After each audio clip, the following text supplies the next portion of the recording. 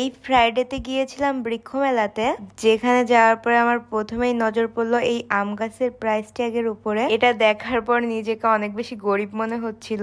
বাকি গাছগুলোর price tag দেখেও আমার অবস্থা সেম, কিন্তু প্রাইস ট্যাগ গুলো যদি ইগনোর করি, আমগুলো কিন্তু অনেক সুন্দর, বিভিন্ন কালারের, দেখতে অনেক বেশি সুন্দর লাগতেছিল।